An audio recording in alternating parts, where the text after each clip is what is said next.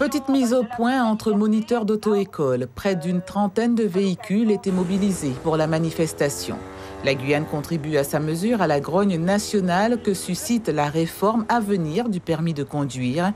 Elle vise notamment la baisse du prix du précieux sésame. Ce serait, selon la profession, la mort des auto-écoles de proximité. Une réforme qui a commencé il y a 15 ans. Depuis 2013, nous avons subi énormément de réformes de notre profession.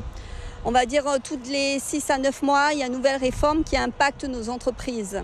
Et au jour d'aujourd'hui, nous n'en pouvons plus. Nos TPE sont en train de mourir à petit feu. Donc nous avons un ras-le-bol de toutes ces réformes qui disent que le permis est trop cher. Mais c'est 70% de charges qui reviennent à l'État et 30% que pour l'auto-école. Donc nous demandons à l'État au jour d'aujourd'hui de baisser les charges au lieu de baisser et de demander aux auto-écoles de baisser le coût du permis de conduire, de la formation du moins. L'auto-école de Saint-Georges, l'unique installée dans la commune depuis seulement 1 an, mesure toute l'importance de l'interface humaine. Il leur faut quand même quelque part un enseignant pour les diriger.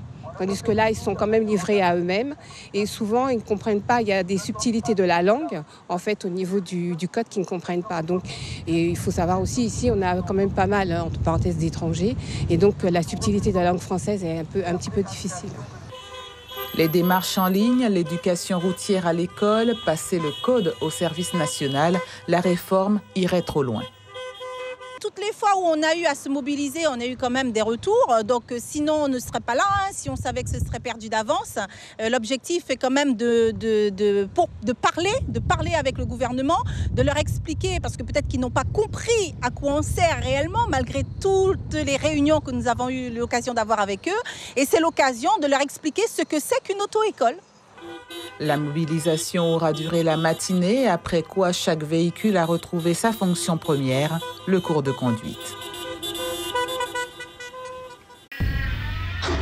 Suivez l'info sur Guyana Première, télé, radio et Internet.